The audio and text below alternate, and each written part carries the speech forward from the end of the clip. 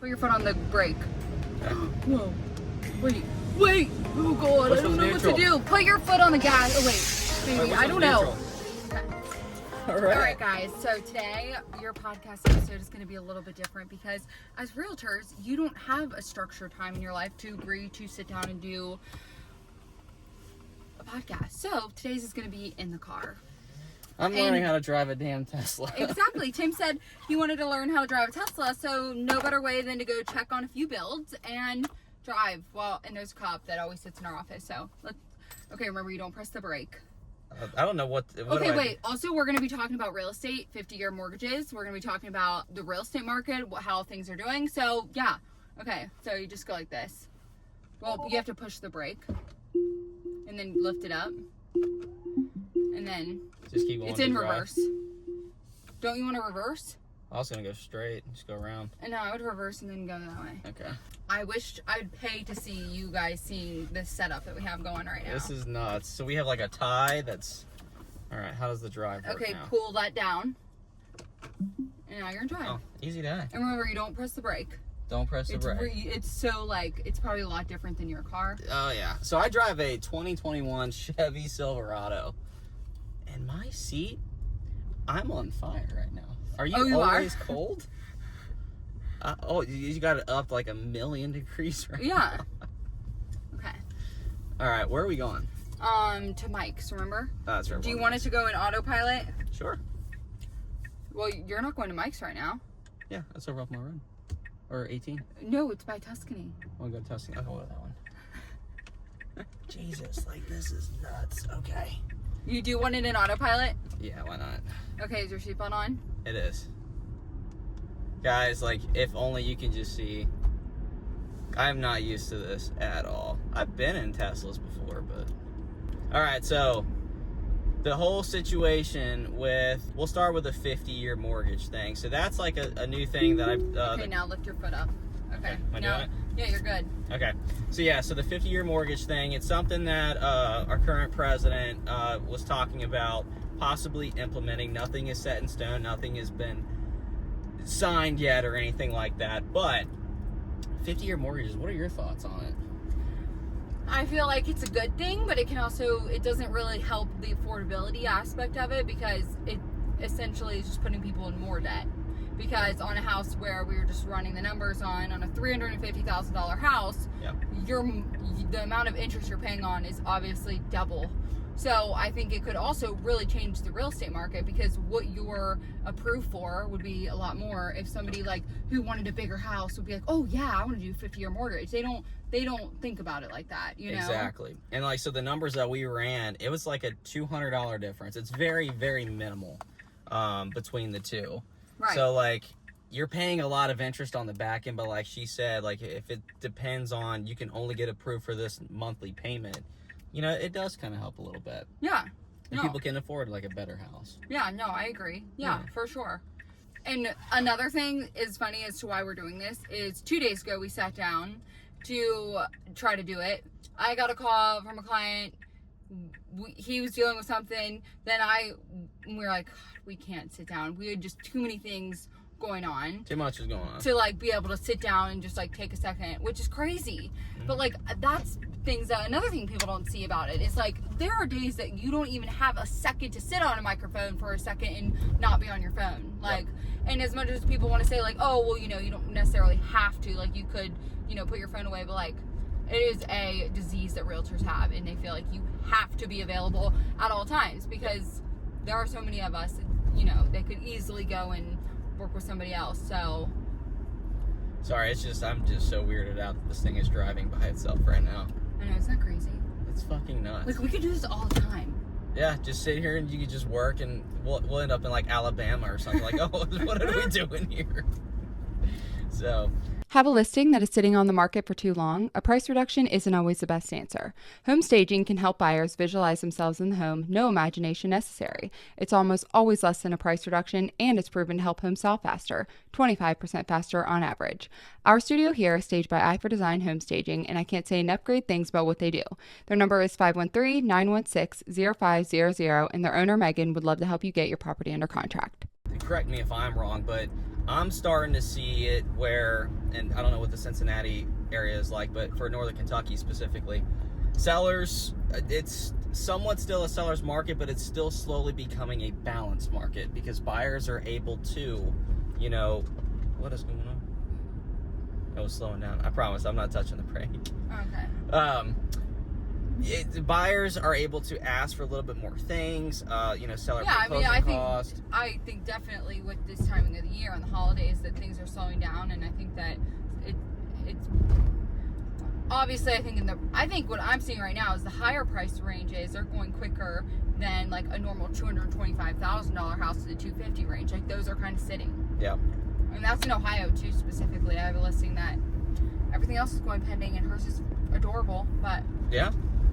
I mean, but that's, you know, showing again too that like everything in real estate is constantly changing. It's not always going to be a buyer's market or a seller's market. Now, I got in the business in this type of market where it's always been a seller's market. Right. I've never seen what a buyer's market looks like. Have you? Yeah. Is that when you first got licensed? Yeah. Yeah. Speaking of which, so our first podcast, we kind of talked a little bit about, you know, me coming into Coldwell Banker and getting licensed and stuff like that. But what about you? Let's talk about you for a minute. Okay. So, first card. Why did you get into real estate? Well, I was, you know, graduated from high school, didn't know what to do. I was working at Amazon, and my mom kept yelling at me, like, you have to do something with your life. Basically going the wrong way. Press the brake real quick and drive. Okay. And go straight. Yep. Oh, shit. No, you know you need to get over. Yeah, you're good. I think, right? This is, I probably should have, but it's okay. It's fine. It's fine. Yeah. So, yeah, you know, random one day I was sitting on my porch and my mom came outside and basically told me I needed to do something with my life and that I wasn't just going to work at Amazon for the rest of my life, which, no kidding, that job is not for the weak.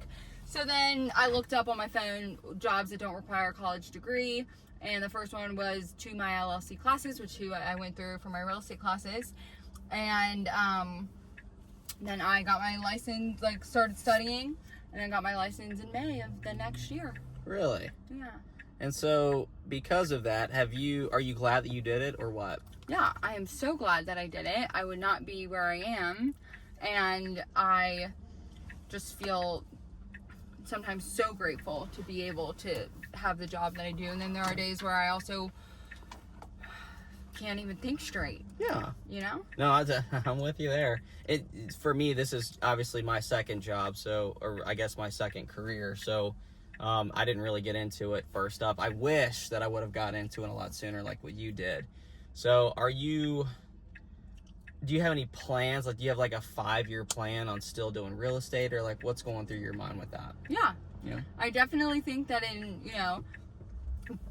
so when I got into real estate and I sold my mom and my sisters, they were like one of my first clients. I sold them all a house in Covington, and there was stuff going on with short-term rentals that kind of drove me crazy. So I sent a letter to the mayor, and that is how I got the job as a commissioner for the Kenton County Planning Commission.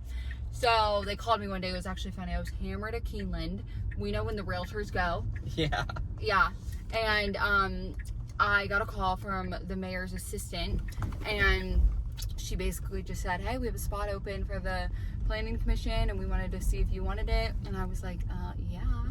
And I learned so much from it. And yeah, it's a lot. But, oh yeah, sorry, my 5-year plan to that. Probably doing exactly what I'm doing now. But I'll be in my new house, and yes. You know, oh wait, my card, I have it. We're getting a car wash right now. Hi. Hey, welcome to Mike's. How are you doing? Good. How are you? I'm doing good. Okay, it's a little bit tricky when you go into here with a Tesla. Okay. I just got this done today. Nuh-uh. Huh? Not here though. You might want to roll up your window. Oh, yeah. Do you know how to...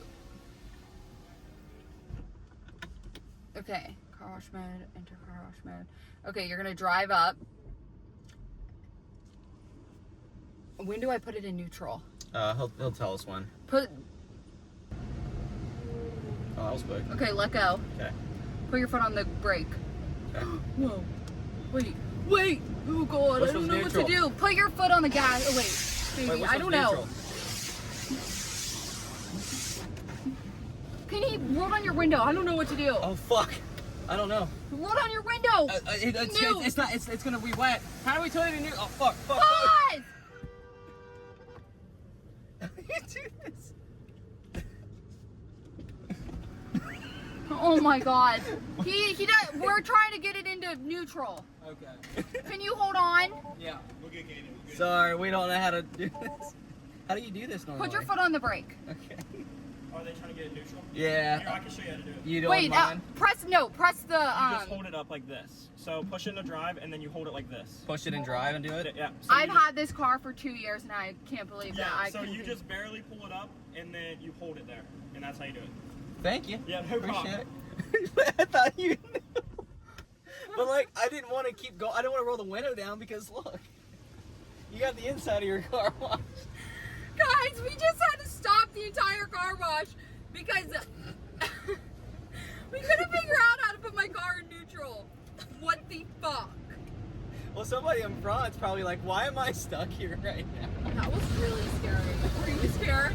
Well, I thought we were gonna die. I wasn't thinking we were gonna die. I was just like, I think I'm just gonna have to be really slow because I don't want to hit the car in front of me.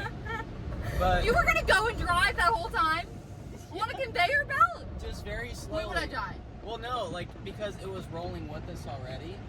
I think we would have been able to do it. But now you know how to do neutral. How do you even doing car washes the whole time? I normally just do it. I guess it's my foot. I normally know what to do. It's normally in drive. Oh, okay. So, I don't know. Thank God he knew what to do. That was so scary. I don't even have words.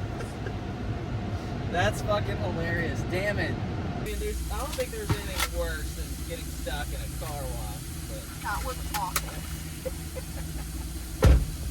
that is too funny. I've been looking everywhere for the culprit of why my car still smells like Chick-fil-A. Was it me? No, it was me. Oh. There was an open Chick-fil-A sauce under my fucking seat. Open? When I was not, But let's stop the conversation because I want to get this on record, and then we'll do this. I'm not recovered from that. I know, that's why we got to start filming like right now. Where are we going now? So we did the car wash. Right? What do you want to do now? I guess we just drive around, but We can go see my build. let's go see your build. Oh my God, it recorded it. Did it really? Oh my.